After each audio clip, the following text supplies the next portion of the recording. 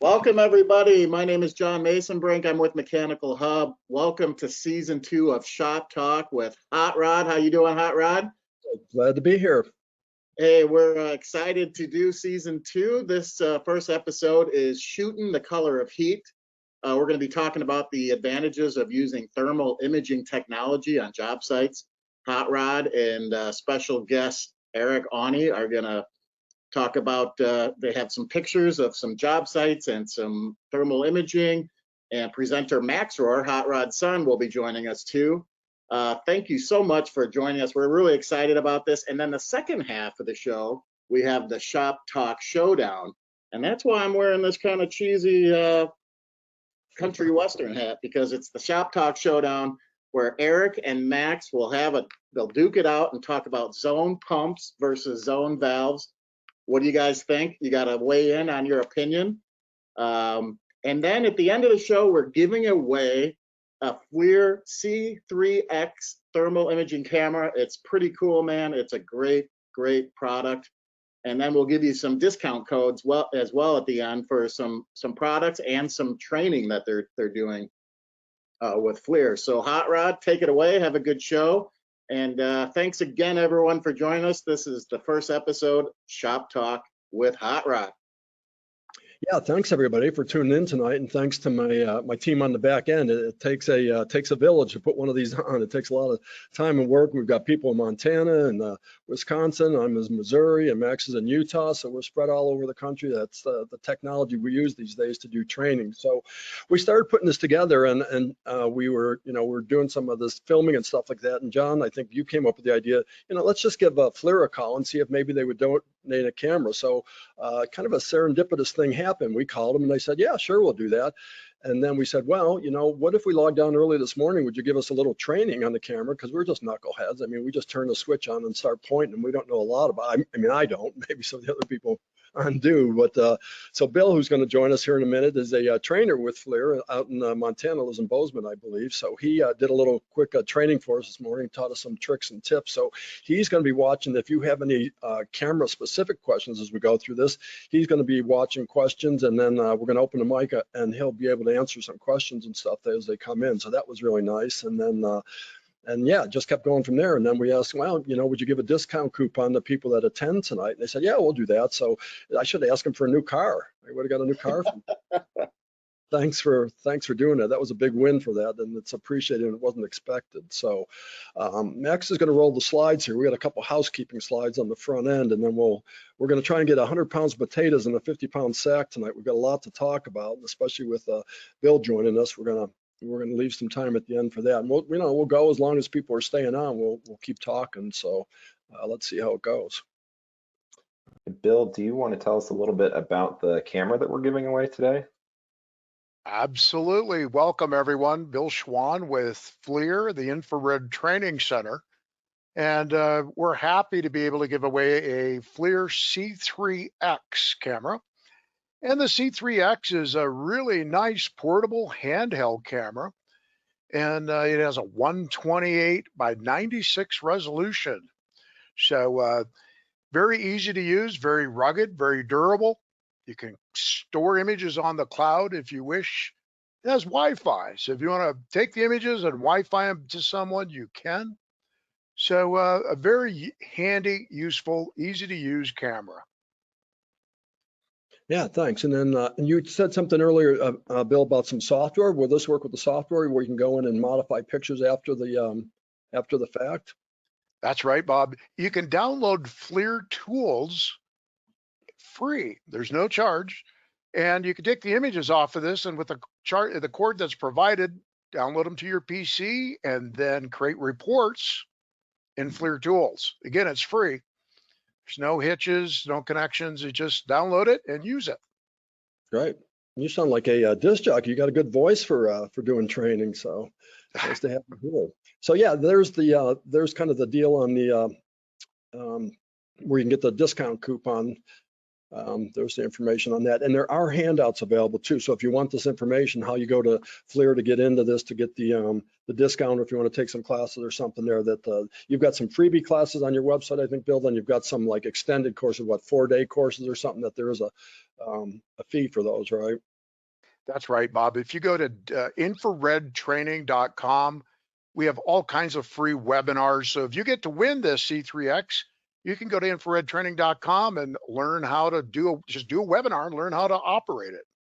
A lot of free information. And I'll also be giving out my email at the end of the webinar. So if you have questions, feel free to drop me an email. But there's a lot of resources there that are simply free. And that's infraredtraining.com. Thanks. Great. All right, Max, looks like you got the slides rolling here. Let's move on. So yeah, just to toot our own horn here a little bit, we won the Innovation Award with our angle mix this year at the ASHRAE event, which we're not going to be able to go to in person, unfortunately, this year. But that's we've been a runner-up a couple years in a row, and now we got the winner chicken dinner of the grand prize there. So we're proud of that. Give it a try if you haven't.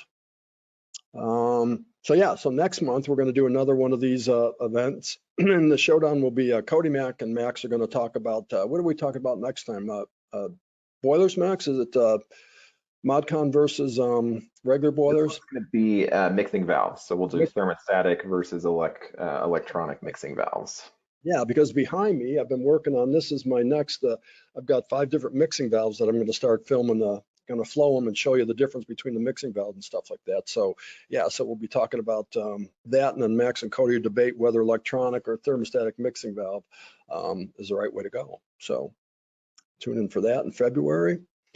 All right, so let's get into it. And Eric and I are going to tag team on this a little bit. We put slides together, some of them that he's taken, some of them that I have over the years. Some of mine are older ones that I took 10 years ago, but I pulled them out just because I thought those were some of the most interesting ones. So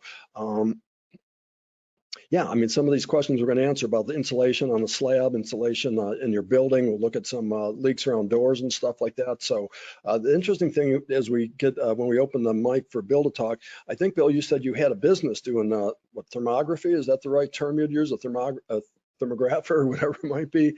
So he's got some hands-on experience with using the camera too, right?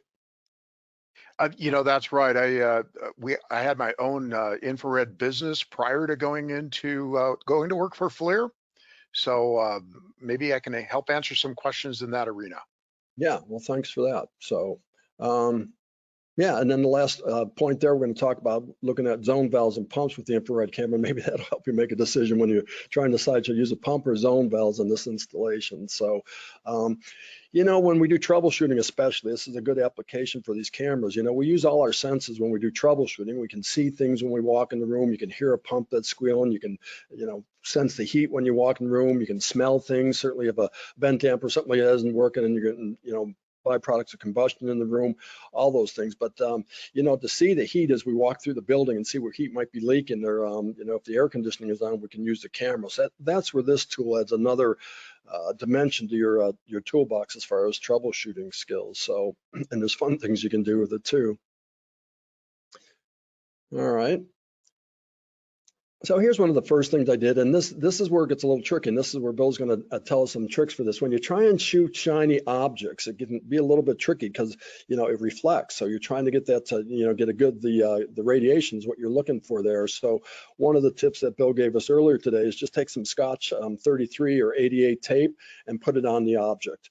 And the thing, if you're going to do that, if you're going to compare like a supply to a return or a couple different things, use the same tape on everything so it sees that same emissivity or reflectivity, I guess would be the right term. And also what I learned years ago, I went in to get some tape at an electrical supplier one time, and the guy said, you know, have you ever tried Scotch 88? And I said, no, what is this? Well, it's a cold weather tape. And actually the Scotch 88 will work. You can apply it down to 0 degrees where the 33 is only good down to 32 degrees. It's a little bit more money, but if you're going to be using this, like maybe going out and looking at some snowmelt piping or something like that that's cold, that Scotch 88 tape will work down to 0 degrees. It's actually flexible down at 0 degrees, so a little tip there. So yeah, so that's what I looked at, this little radiator they built. I used some old solar absorber plate to make this little radiator and just tried to take some pictures of different points in it, but you can see how that's the shiny parts of that give you some weird readings on it. The other thing too is if you're trying to be really accurate, what we found is if you put the camera on a tripod, because what I find is when I squeeze the trigger on mine's more of a handheld. When you squeeze it, it's always moving the crosshair off exactly where it would be, especially if you're trying to get it right on a small pipe like that. So Bill's going to give us some tips about how far to be away from an object when you're trying to shoot it to get the best accuracy and to, you know, get that pinpoint in there. And so here's probably one of the most common uses I would think in the real estate business. If you get this little tiny home I built a couple years ago, and I was just going around it on a cold day and just shooting the different surfaces. And what's interesting in this is the bottom of that was galvanized metal that I'd put on a corrugated metal that I'd used horizontally for the bottom half of that tiny home, and the upper half was just, I think it was pine wood siding. So you can see the difference there. The temperatures are similar, but you can see how the two different types of material are giving you a little different reading on it. And yeah, pretty good quality on that one. So this happened, oh, maybe a week ago. We got snow here. We don't get a lot of snow in Missouri, but I woke up in the morning and I walk up to the office, our shop there, and I noticed this going on. I said, oh my gosh, the snow's melted away from the side of the building. All my heat's going out through the side of my slab. And when I built that with that ICF form that you see there, and that's 2.5 inches on one side, 2 inches on the other side, 6 inches of concrete. So I think it's about an R23. I'm thinking, gosh, an R23, and I still got that heat leaking out through there melting the snow. So I said, I'm going to go in and get the camera and see what's going on here, because I wasn't expecting that. So I go in and I get the camera on the next slide. And here's another thing that can throw you for a loop when you put the camera on there. When you see all those colors like the yellows and reds and stuff like that, and I look down at where the slab is there against that ICF form, and I can see it's yellow, and right away I'm thinking, oh my gosh, yellow, it must be 80 degrees outside, because that's about what the slab is inside. But you need to look over at the color bar and see what the, you know, what the range is on that color bar. And you can manually set this on some of the cameras here. Yeah, thanks, Max. So when I looked at it, it wasn't really that cold out there. I mean, all I had to be a little bit above freezing temperature to start melting that snow. But again, if you could point down at that yellow, it was probably about, you know, 33 degrees, just enough to start melting that snow. So it wasn't like I had 80 degrees on the outside of the building when the colors, you know, I saw the colors and I think, oh my gosh, all my heat's going out the side. So that's why you have to pay attention to the settings on the camera when you look at it, and don't just look at the colors and say, well, you know, bright color means that's a real hot surface. Well, not necessarily. You can see on the two scales over there, the highest one is at 26 or 27 degrees down to 5. So another reason to take a little class before you start using your camera to understand how to, you know, how to set it up and get the best best results out of it. All right. And so this is some of Eric's. I'll let him talk to this here. Yeah, Bob, so thanks. The picture on the far left there is of an entry door on a home. I was called out to a house. The customer had said that the underfloor heating that I had put in was not really working as they expected. And so I showed up and I could quickly see that the sill on the top of the door and the bottom of the door were leaking quite a bit. You can see quite a different, you know, about 10 degrees temperature change from the indoor or the door temperature to that sill. And then the middle picture is the floor, and you can actually see quite clearly from maybe a little too far away. The image isn't very clear, but you can see the tubing underneath the wood floor in the entryway. So I could see just quickly walking in the room. I was there less than just 5 minutes, and I could see that the tubing must have been working properly. The heat was being delivered to the space, but maybe the suspect on how they, you know, their comfort level was pretty poor because that door was leaking a lot of air into the cold air into the space. And then that third picture on the right, that's actually an image of a radiant ceiling. So I'm a big fan of doing radiant ceilings. I actually have a project, not a project, a neighborhood in the Minneapolis area that has some homes from the 1940s that have all copper tubing and plaster ceilings, and they're all radiant, obviously. And I've done some retrofit work in them because the systems have failed over the years, and it's just really nothing more satisfying, I think, than showing the customer their heating system in the ceiling like that. It's so cool. It's just an odd place to see a heating system in a ceiling, but it's very quick and easy to identify with the thermal imager. And when you see a blue line around the door like that, the term we use for that is infiltration. If you put your hand up there, take a piece of toilet paper and hold it in front of that door, you'll see it blow. And I'll tell you, it doesn't take much of an opening to really change the load on a building. In fact, when you do a heat load calculation and you play, if you have a load calc that lets you play with that infiltration number, that can be a big a heat robber, just a little, a 1/4 inch gap around that door where the door's maybe not latching tightly or the weather strip is bad on that or something, especially on the top or bottom. Now you got a little convective current of the cold air coming in the bottom and going right back to the top and taking a bunch of your heat with you. And it doesn't take much of a draft to feel uncomfortable.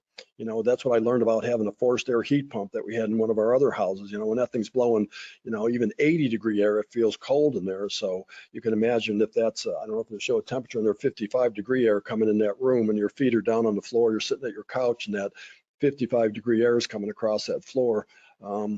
It's uncomfortable. We got to get rid of that draft.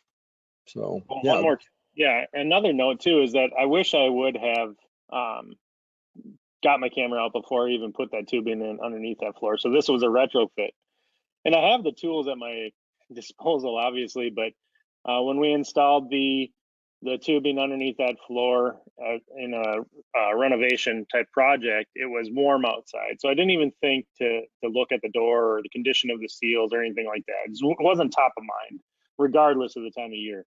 Now looking back, I think it's something that I would actually do ahead of time.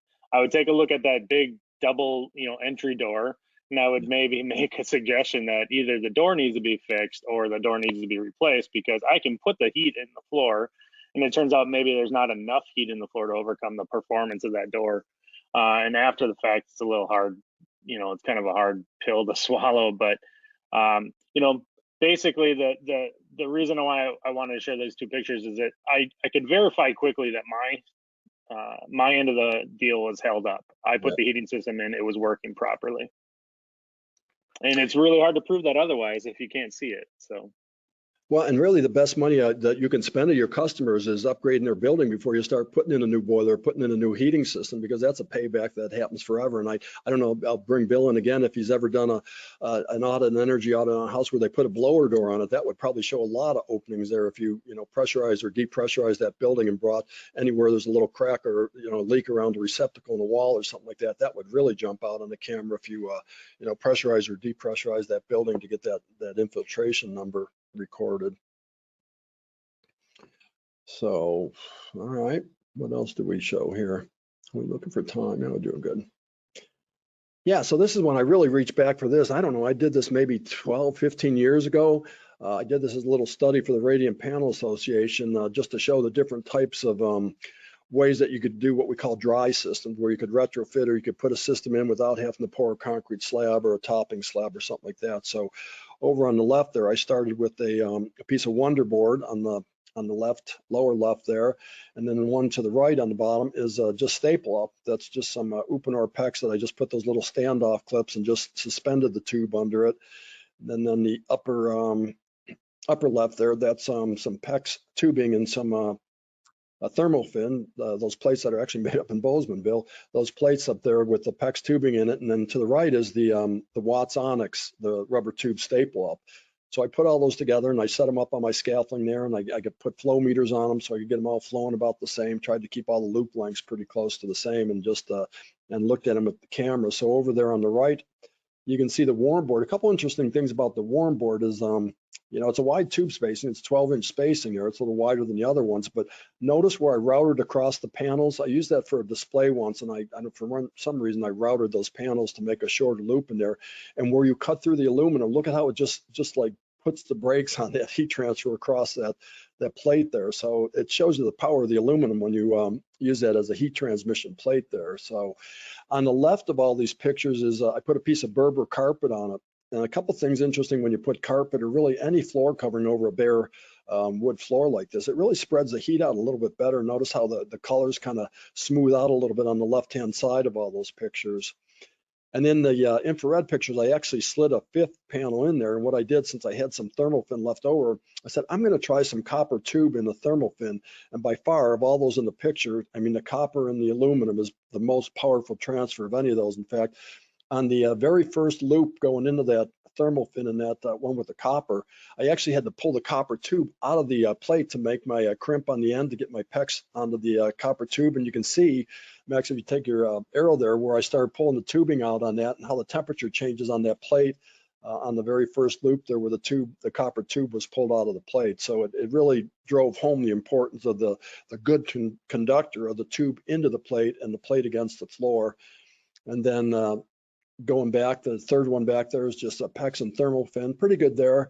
Obviously the worst one is a suspended tube because you're really just heating the airspace with suspended tube. These are all insulated, by the way. I think those are 2x6 that I made it out, so I put a 6-inch bat in all those. And then the onyx, interesting thing about the onyx in the back, the hottest point in the onyx is what I call the heat transfer staples. Everywhere a metal staple touched that tubing and touched the floor, you can see where it jumped out on the camera. So this was actually done with a camera that I rented. I actually rented a camera with an operator when I did this.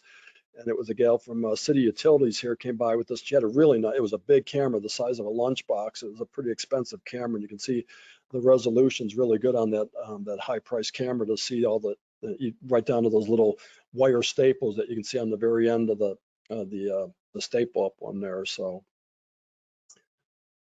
what else on that one? Yeah, that was kind of a fun thing.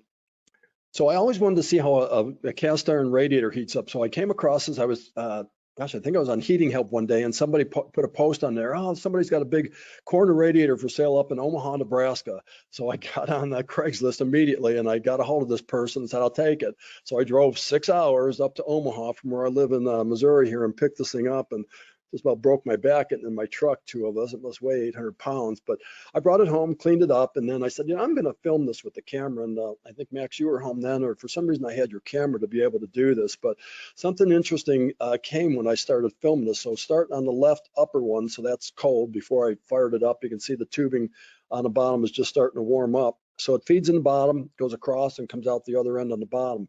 And what's really interesting, and you'll see a couple of these, I've got a different radiators coming up, is how that radiator heats up. You can see on the second slide in there, Max, the temperature goes right to the very top of that radiator, and it actually heats from the top down. Notice how the color of that, you can see the first section, the water is just shooting straight up that first section to the top, and then you can see how it's kind of waterfall and cascading down the color of that. You wouldn't feel that with your hand. If you put your hand on the cast iron radiator, you probably wouldn't feel that temperature difference, that reverse stratification, I guess I would call that, where the hot's coming down to the cold. And you can see as you keep going across the top there, you can see the color on the top, it's getting hotter, the brighter color, moving down the bottom. And then I think we took these Max in 15-minute increments. And I just learned from Bill today that my camera can actually do video, or Max's camera. So I'm going to try and video some of this to show the quicker changes opposed to every 15 minutes. And this is one where we put the camera on the tripod, trying to get, the exact same spot on the radiator every time. So it was a fair comparison. And then you can see on the last slide there, I'm getting up around, and that's what we're feeding them. I think 125 degree water is what we had the boiler set for when we were doing that. And you can get quite a bit of heat out of a cast iron radiator, even at those low temperatures. In fact, that's in the room right behind me, heating the room at 120 degree supply water going to that cast iron radiator. So that was kind of a fun little exercise with the radiator and also with the infrared camera. All right. Yeah, so just another example of a radiator. I think Steve Minnick gave me this. I drove up to Chicago for this radiator. And the same thing there. You can see the supply coming in on the lower right-hand side. I got a flow meter on there. I actually tried this radiator at 2 different flow rates because, I'd always heard, well, got to go real slow through a radiator. So I tried at 1 gallon per minute, and then I sped it up to 4 gallon per minute. And to be honest with you, I didn't see a huge difference. I let it go one day, let it cool overnight, and tried it the next day at a higher flow rate. So, but you can see the same thing there as the water just shoots up those first couple sections and then starts cascading down from the top down on that radiator. What else on there? I'm kind of looking over my screen. I got 2 screens going. So here's Eric's turn. Oh, there he is. Yeah, so actually it's a similar situation, only this is a panel radiator. It's not the big cast iron radiator. And so panel radiators a lot lower water content and they heat up really fast. It's one of the reasons why they work so well. They have a high output at a really high rate.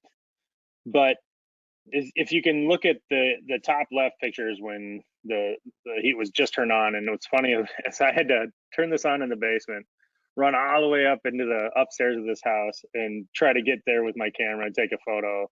And then I took these photos only just a couple minutes apart from each other because I knew it was going to heat up quickly.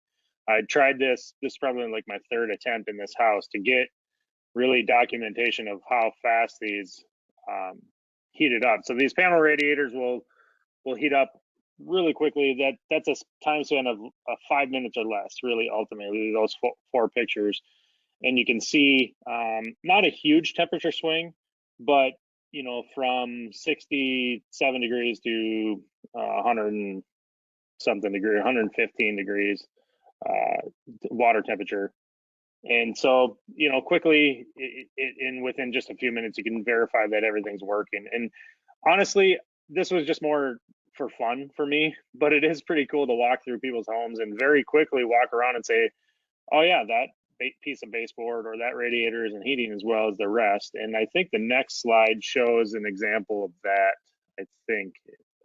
Well, and it's a good selling tool too for a customer, Eric. You can say, okay, look at how these different radiators. If you want a fast performing radiator in your bedroom, maybe you like to set your bedroom back at night, you could actually put a TRV in without getting out of bed, reach over, crank that thing up, and like you say, within 15 minutes, you're going to feel heat coming off that radiator. So it's a nice blend with radiant, and sometimes you can run them at the same temperature to have a fast performer like that. And you can show a customer, well, here's how a panel radiator is going to heat up over this period of time compared to, you know, your floor could take hours to be able to ramp up from a setback or something like that. So I think it's a powerful selling tool in addition to, you know, fun to play with and for troubleshooting.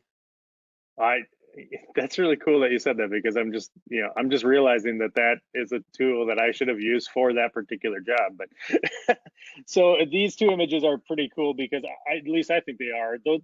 Those are two different radiators. Just giant things that were pulled out of a church way back in the early 1900s and put in this like lumber baron's home. And the things are like 12 feet long, something like that. They're just huge. And you can see the picture on the right hand side. You can see how actually evenly that radiator would heat. It didn't go right up to the top like yours did, Bob. It actually heated from, you know, one side to another. And I like to throw my camera or to use my camera on cast iron radiators when you have no experience with the system to quickly judge which side is actually feeding the radiator, because I won't trust valves or anything like that. You know, as soon as you walk out of that dungeon of a basement and get up to the first floor, you have no idea where that pipe actually went and who connected to what in the 100 years since it was put in. And so you can very quickly just diagnose, you know, whether or not you've got you know, feeding from the right or left side, things like that. It's very handy. The picture on the left is, I think, very interesting. So this picture was taken at a home that they were just having poor performance all the time, and the boiler was dirty, and every time somebody came out to service the system, they said, you know, it's the best you can do, you need a new boiler. And I would, you know, I was in the house for maybe 15-20 minutes just kind of getting the lay of the land, and I took out my camera and I shot it at just one radiator, and I said, well, that radiator is cold from roughly half of its, you know, from the top to halfway down. It's just ice cold, and yet the bottom of it is, you know, quite warm, 110 degrees. And you know, So in the space of, you know, Eric, ask somebody if they know why that's happening. Let's get see if somebody types in what's going on. Yeah, so that's a good point. So we should actually ask if anybody has an idea of why that might be happening. You've got a radiator that is at least half of its capacity is not giving any output into the space, So or actually more. We got almost 10 answers right away with air. Yeah. So Kyle Yunker was the fastest on the draw there. Yeah, Kyle, that's exactly it. Well, everybody, thank you. And you know, you're way better at hosting these than I am, Bob, but that's a good point, asking that question.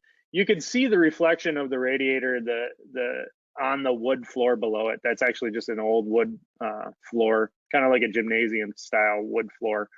And the bottom of the radiator is, you know, let's just for sake of conversation, blazing hot, and the top is ice cold.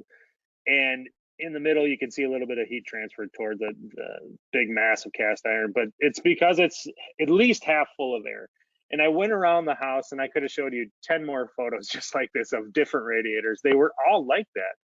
And it's just common, you know, they don't get bled, or the bleeder valves are, dysfunctional. They aren't functioning properly. I mean, you're oftentimes dealing with homes that are 100 years old or close to it. So the condition of the parts and pieces aren't as good. And, but my point being is, look at how quickly you can figure that out. I took one photo. I was in the house for only 10, 15 minutes, and I could see very quickly that that radiator was not heating, and it was cold in the room. Look at it, says it's 49 degrees. That's probably an outside wall temperature, but I can't imagine that room was very much warmer than 55, 60 degrees. Yeah, and you could go with the customer and go to each radiator and say, here's your problem, Vern. Look at this radiator right here. This whole thing should be warm. And, then you sell the fix. We got to replace some of the bleeders or put some different vents or something on that. Interesting, too, on the one on the right there that you added all the different points on it. Now, is that something you did after the fact, or did you just keep shooting in different things? Because I know Bill told us with the FLIR, you can go in after you download your picture, pull out the SD card, and you can actually put the points in. I think that's true, Bill. If I'm making that up, let me know here, but you can pull the points after you take the picture and see what those other temperatures are. Is that what happened in this one? Yeah, so this camera, it's a different brand camera, but you can actually do that in the software that's built into the app on, like I use using my mobile device. It is neat just to see the temperature graduation from, right to left. So it was the radiator was being fed from the left, and the return would be on the right-hand side as we're looking at it near the stairs. And yet what's funny is the valve is actually over by the stairs. So I, again, to my point is, usually I see the valves on the supply side. On this case, it was the opposite, and who knows why. It was over a crawl space area that could have been repiped at some point in time, or likely was repiped at some point in time. But either way, yeah, it's interesting just to see these, quickly how they heat up. And I'm interested to see your photos because they aren't the same as mine. Mine didn't heat at the top, so it must be just a different type of radiator or something. I don't know. It's interesting. Could it be the length of it, maybe, that there's some pressure dropping that long of a radiator? That's got to be 10 feet long. It's almost the whole run of those stairs, which is probably close to 10 feet, even with the winders on that stair. So I don't know. Yeah, that's the question why. Yeah, these were huge radiators. I don't know. I would never want to have to move them. I hope they keep them forever and ever because they were beautiful for one, but they were giant. Like, I don't want that job. Yeah, I was going to bring Bill back in and tell us about the points with the FLIR camera, how we add those points, because we talked about that a little bit this morning when he was giving us a little a lesson on how to use some of the features in the camera. Well, there's several different ways you can do that, Bob. And by the way, congrats on the great images. Both you and Eric have taken some great images. So you can add the temperature spots. You can either add them in the camera themselves, like Eric did, or you can also add them in the software like Eric did. You can download the software. It's free. So you can download the free software for the camera that Eric uses, and it's called FLIR Tools. And then you can add the spots later. Yeah, that's I mean, makes a picture that much more interesting when you can, instead of looking at the color bar and trying to assume what the different temperatures are in those sections, you can actually pull up the number. So yeah, this technology just fascinates me. All right. And then, Mary, we're going to launch the video next, but just while we're switching over to do that piece of it, what I think is cool about this picture that Eric showed is that the amount of troubleshooting that you would have to do if you couldn't immediately see that might take a half a day to figure that out, because if you went over and put your hand on the supply or the return or whatever and felt that it was warm for both of these radiators, you might not realize that the top of it was cold. So I think that being able to walk into a house or a mechanical room and just do that troubleshooting at a glance is what makes these cameras so cool. So yeah, I really like this photo a lot.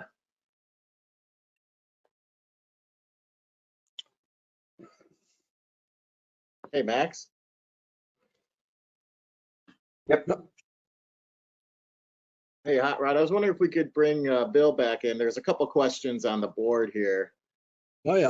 Okay. He could quickly answer. Bill, there's a question from Mike Lampkin about what's the minimum resolution that you should look for when buying a thermal camera? Well, you know, that's a great question. And I'm not just saying that because everybody says it's a great question, but it just depends on what your application is and what you want to do with it. Um, the most important thing in an infrared camera, one of the most important things is resolution.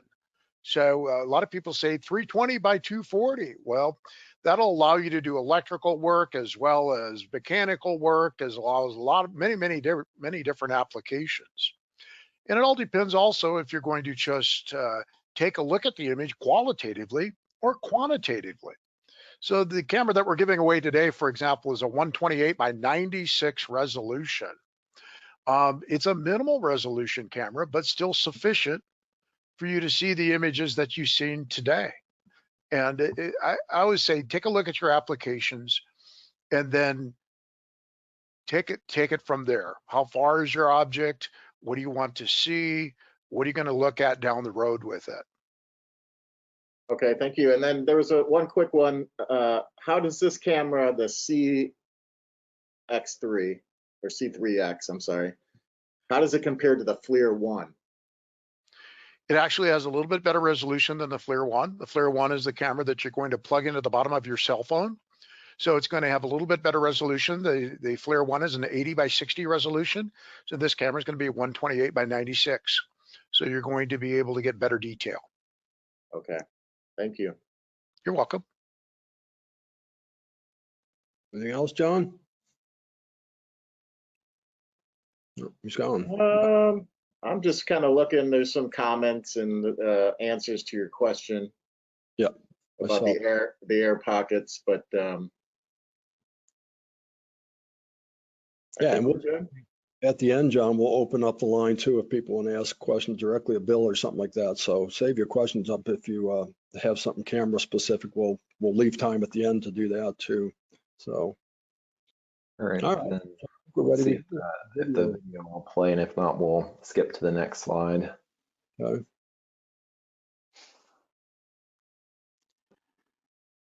I see a supersized me. There we go. There we go. Yay. All right, so what I've got going on here is an underslab insulation demo test that I want to do. So this is your typical knob foam board that holds a tubing in place. It's going to be a 4-inch pour over the top of that. In the center, I've got a 4-inch pour, but notice I've got this up on 1.5 inch chairs. So my tube's going to be about 2 inches, a little bit more than 2 inches below the top of the slab. So we'll compare the performance of that one.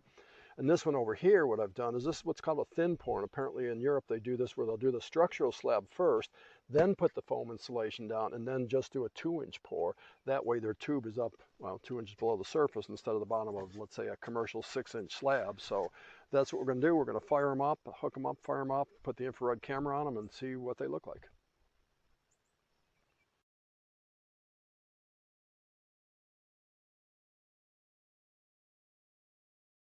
Yeah, so what I did when Max was home this summer, he stayed with us here in Missouri for a month or so, and he had his camera with us. So I said, all these things, all these ideas I had, you know, that I wanted to do with the camera, I was going to take advantage of while they're here. So this is one we formed these up. I had some of that board around. I really wanted to see the performance difference between these different tube applications. So we made those forms and we drove down to the concrete plant. And they said, you can have concrete for free if you come and scoop it off the ground, because when the trucks come back, they just empty the trucks and they use it to make those barriers. And sometimes they spread it out and sell it as gravel when it dries. But they said, yeah, just bring your truck down. And I got a 5-gallon bucket and scooped what?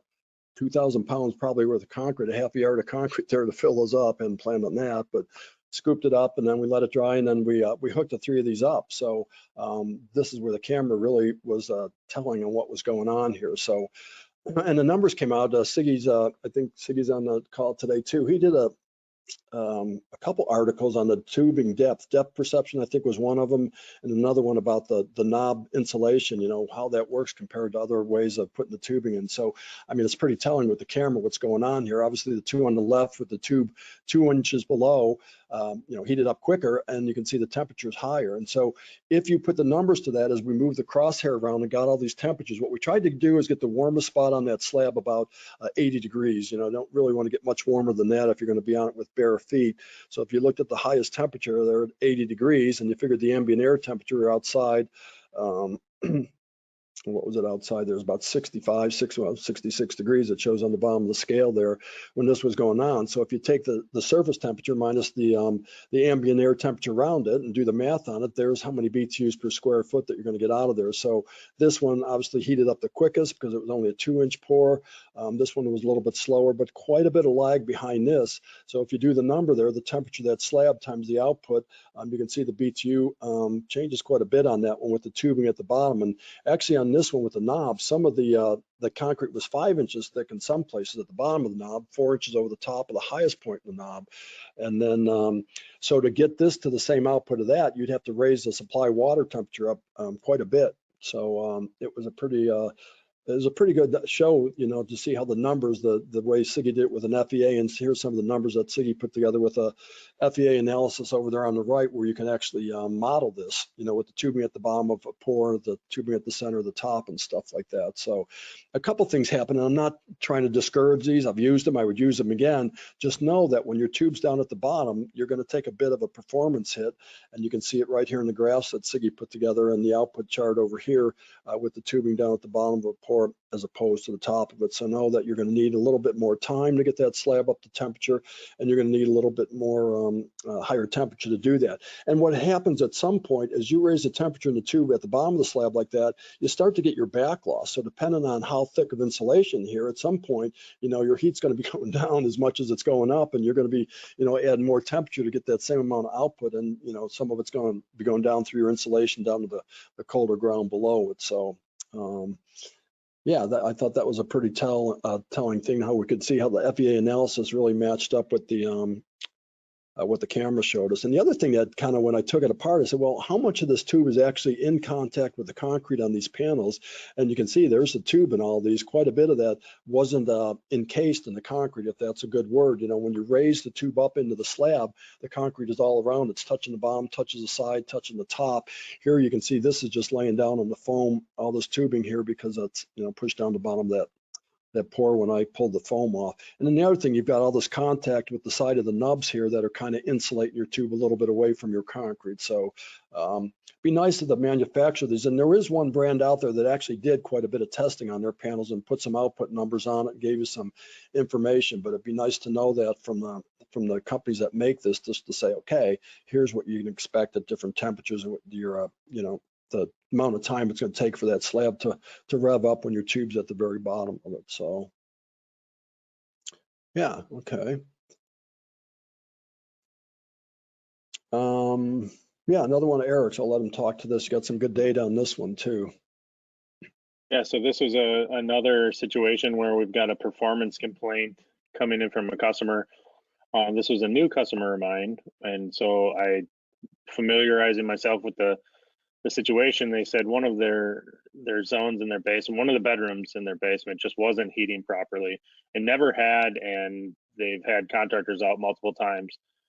And this speaks to what Max, you'd mentioned about that radiator and how quickly you can diagnose a problem. This speaks to that. So I was, again, on site for only a short amount of time, but because I had my imager with me and I can pull it out of my pocket, I use typically one that just connects to my phone most often, and because it's convenient for me.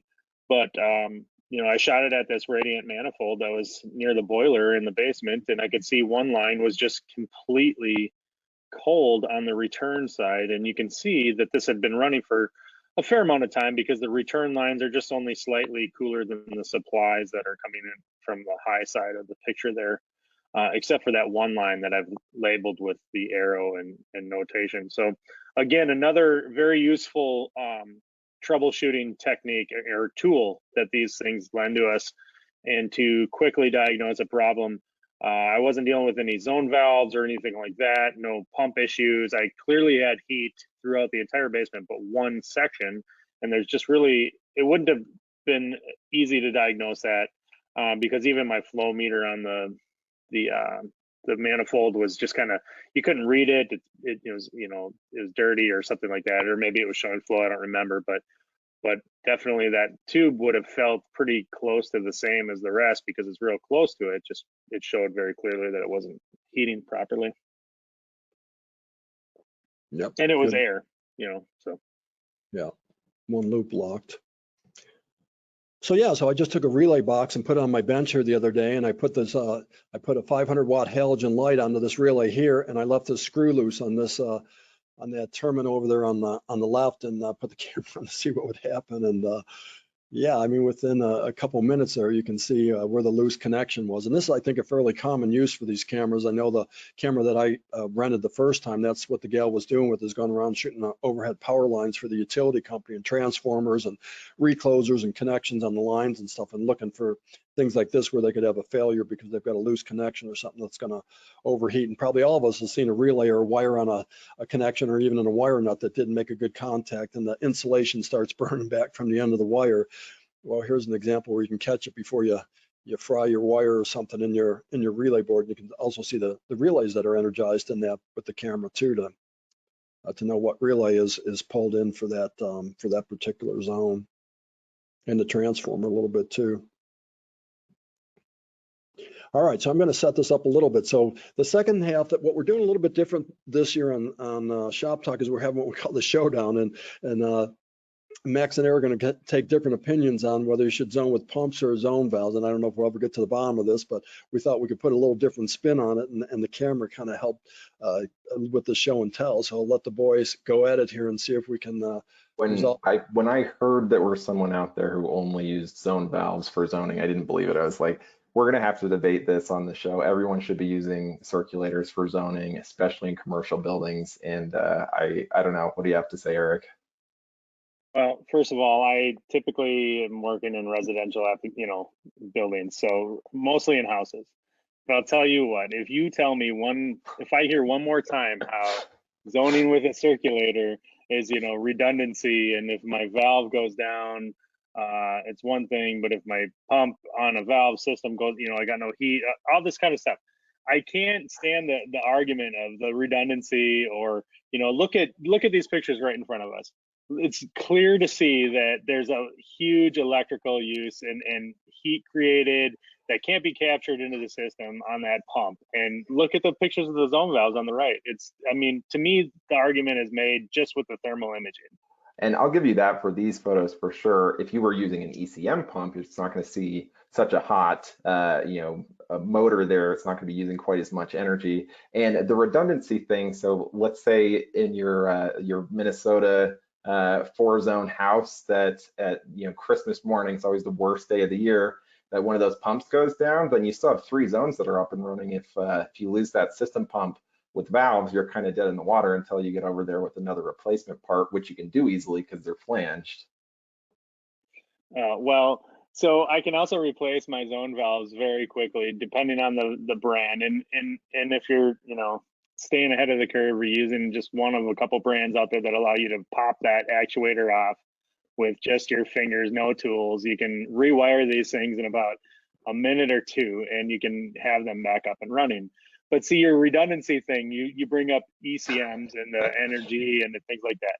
What a perfect application to have one pump, an ECM pump that uses such a little amount of energy, and it has all these cool functionalities built into it, like variable speed or different programming. You can set the head, you can set the pressure, you can have it run on delta P or delta T, and you mate that up with a multiple zone system controlled by valves, and boy, you've just got the best of both worlds. I have to say. I can agree that you're not going to change my mind on that.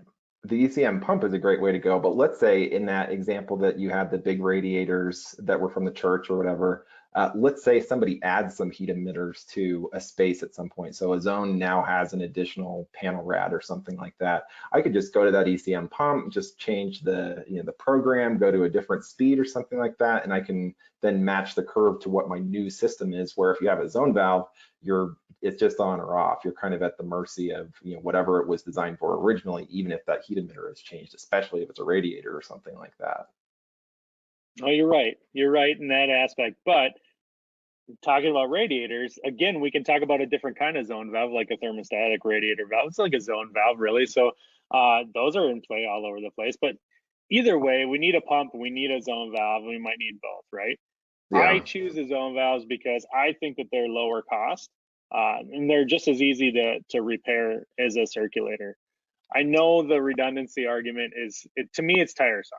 I know you're not going to change everybody's mind, but to me, I'm being hired to do the best job I can, and I know that to include a lot of things, and that's performance in the end. And if I can save some money on the electrical side, that's going to help my customer out, and I think that they're going to notice that. Here's one of the other things that's kind of not really in our trades, but electricians don't know what to do with the low voltage wiring, where you can have 120 volts pulled to a pump, and an electrician can do that correctly for you, where they're going to look at you like you're crazy sometimes if you're trying to get, you know, a small thermostat wire to all these different zone valves.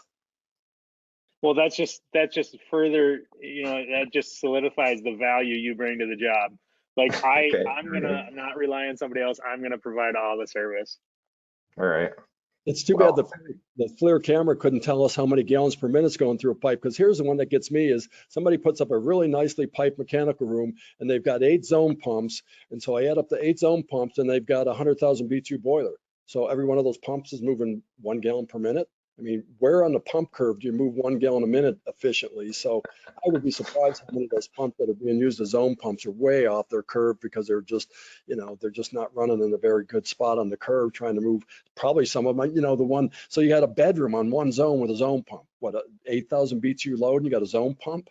So what are you here's running? here's the thing. If you're going to be in the mechanical room in the middle of winter, you want to have those big PSC pumps down there to keep the room nice and warm. That's kind of part of the feature of it, is that really high efficient system. It's going to be cold in that mechanical room. And what about, you know, Eric, you're going to a cold job site. You want to be nice and toasty in the mechanical room? Oh no, come on, give me a break. Give me a break. Well, first of all, zone valves take up less space on my van. They're All right. lower cost. They're easier and faster to change out. They're low voltage, so I'm not, you know, let's just say they're safer to work with. I mean, All come right. on. And That's the Bob other brings up side of a that. really good point. You know, one thing too, a friend of ours from the industry, John Barba, in his training, he brings up the fact like, hey, when you walk into a room, can you tell if it's zone valve heating or circulator heating? Like Yep. I've never, and I laugh every time I even think about it, because think about that for a second. Can you, like, the floor, you know, in my space that I'm in right now, it's radiant underfloor heating, and I couldn't tell you if there's a pump or a zone valve. Nobody could, because the point is you can't. It doesn't matter in that respect. So I'm still sticking with zone valves, because for all the reasons I've said already, they're lower cost, they're faster to install and repair, and to me, I can, you know, I don't have to rely on an electrician to wire them up for me.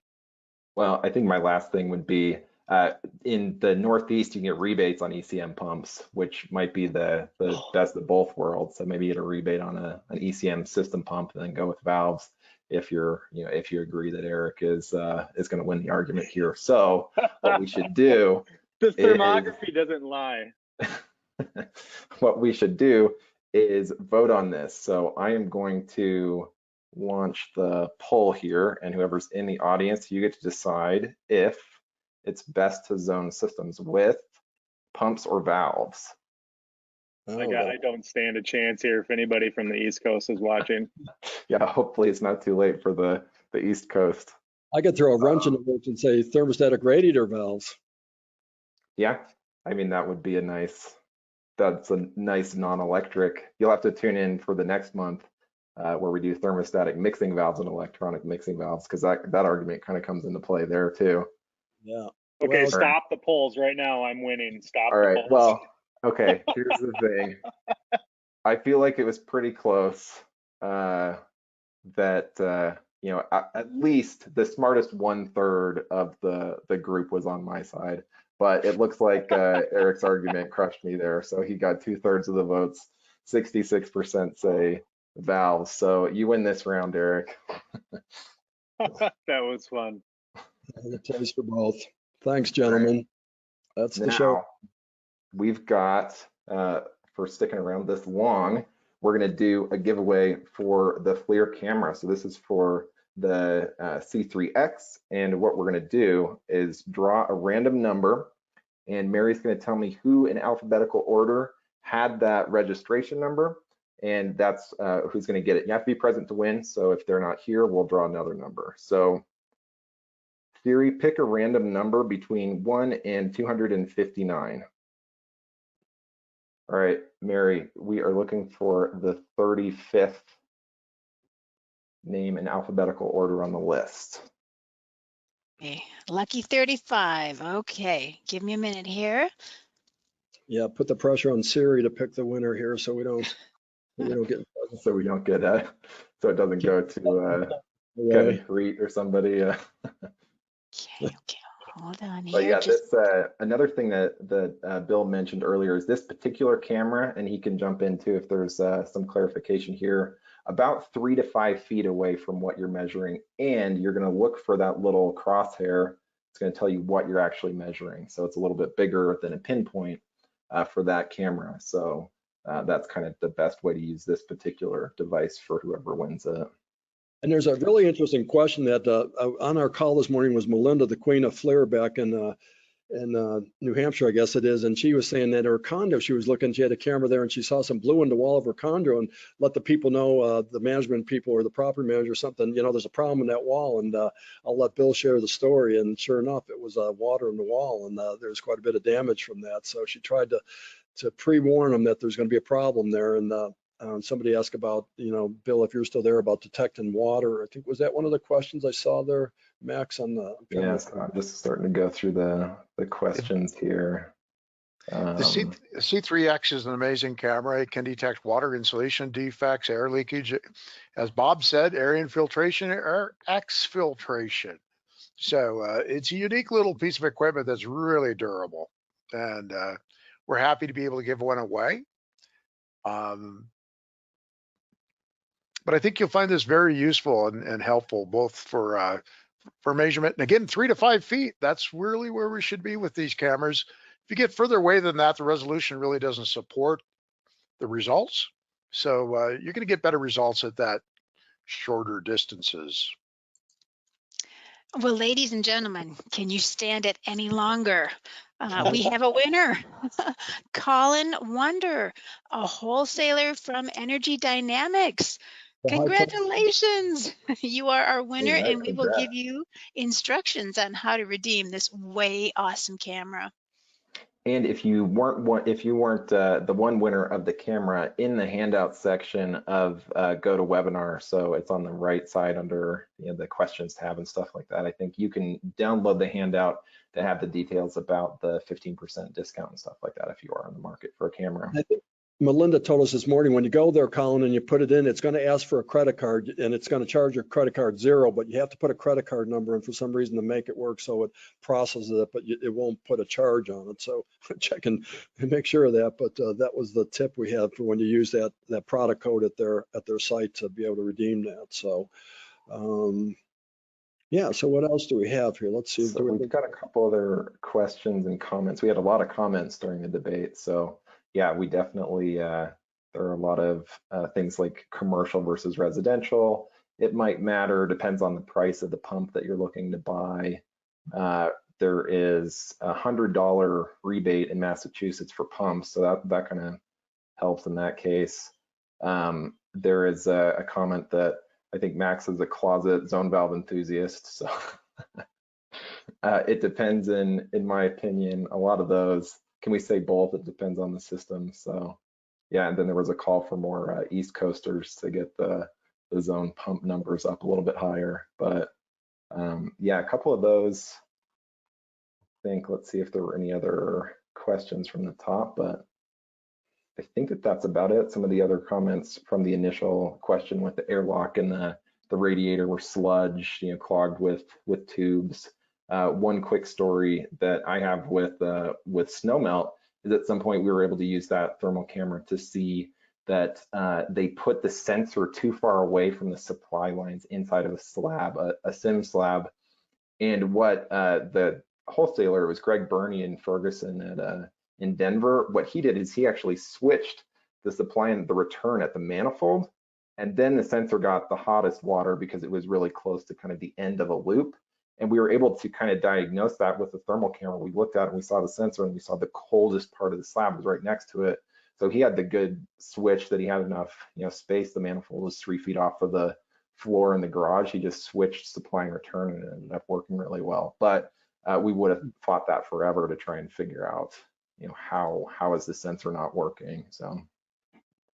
Can Max, you read off the question or response to the questions about the radiator. and the sludge. So that's actually a really great response, because I had not thought about that. I had always just taken for granted, because I've seen the radiators filled with air or half cold or however you want before many times. And I've actually encountered a couple that were blocked up pretty well, that just didn't have good flow going through them at all. And on a 2-pipe system, that might not be noticeable in how the system's operating, because you've got a good flow through the rest of the radiators, and you're going, you're not on a single pipe where you're gonna, one radiator is gonna block up the whole system. So I've actually taken radiators offline and flushed them out to find out, and ultimately diagnosed that they weren't getting good flow through them with my camera, and then it's not an air problem, and it turns out the sludge. So long answer to that explanation, but it's a great way to diagnose that quickly with the camera. Yeah, definitely. Oh, I see that Melinda typed in that I am going to get a free car from FLIR. It reminds me of a story I heard Melinda on, I read it online or something, that there was a restaurant, a bar restaurant, I think it was down in Florida, that they were having a contest for all their wait staff, that they were giving a Toyota to the winner, whoever sold the most amount of whatever, onion rings, whatever it might be. And so they do this contest, and they get to the end, and the owner of the restaurant's out there and say, oh, you're going to get a Toyota. And they came out and they had a toy Yoda, like a little doll, that they were going to give this winner. And I guess it didn't go over so well, and the winner sued them, and they had to come to some agreement that was expecting a Toyota car, not a Toyota. So if I get a Toyota from you, I'll know that I'm not getting a car, so, or a Matchbox. So, all right. Couple What else questions. Somebody Sure, wants to know, Max, when did you make the switch from Yee-haw to Caleffi? I guess that was October 1st, I think, was my first day back at Caleffi, but I worked for Caleffi about 10 years ago. That was my first job out of college, so kind of back to the Caleffi family, which was really fun. This might be for Bill again. What's the best site to go to learn on choosing which model of FLIR to choose? I would probably refer you to the infraredtraining.com.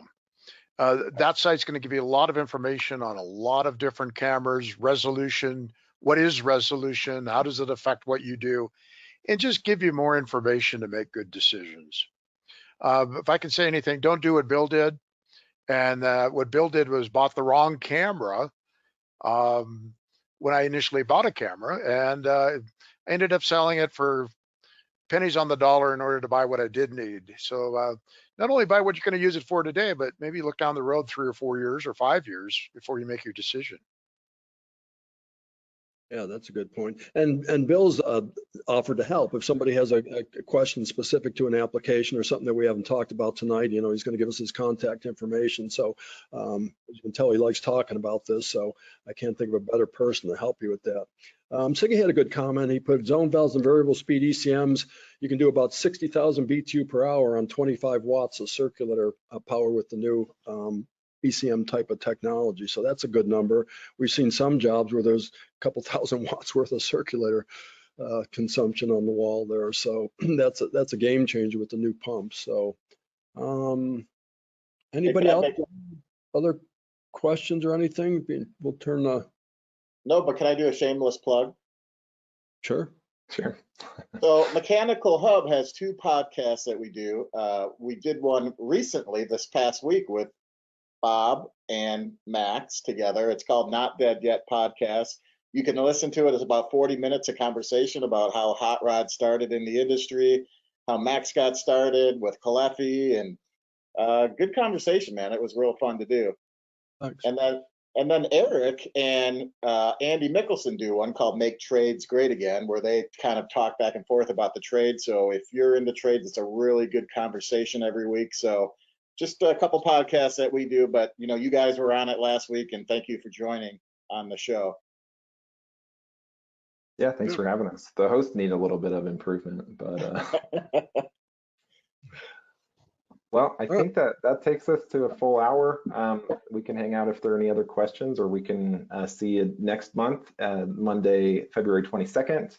Cody and I are going to be talking about mixing valves, so that'll be fun.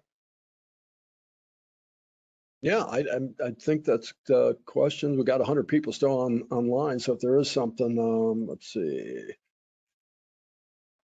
Yeah, more application questions for the and yeah, any question that we didn't get to, we'll go through all these and we'll make sure to email you, or we'll forward them on to Bill if it's something he can answer better. So if we didn't get to your the questions, I'm scrolling through here. I think you hit them pretty good, Max. Yeah, and Bill can teach people how to detect gas leaks from a drone. So he's got all sorts of great infrared knowledge. So if you have something that's maybe even outside of our industry, we can get you in touch with Bill for kind of deeper infrared training. And thanks again for joining us on short notice. Yeah, anything else, Bill, that you want to add? Some kind of unique jobs that you've done with your camera or something? I just want to say thank you for the opportunity to be here this evening. It was very educational for me. And I greatly appreciate the imagery. It's interesting. Let me know if I can be of assistance. You can get a hold of us at the Infrared Training Center through our website, emails. My personal email is william.schwahn, SCHWAHN @FLIR.com. So if I can help you, let me know. That's what we're here for. Thank you, everyone. Yep, thanks, everybody. I think we're gonna call it a wrap, Max, Eric, John, Mary, the team. Yeah, thanks, guys. Had a lot of great feedback looking at the comments here. So thanks, Hot Rod and the team at Caleffi for putting this all together. Appreciate it. Yep. Thanks, everybody. Thank you.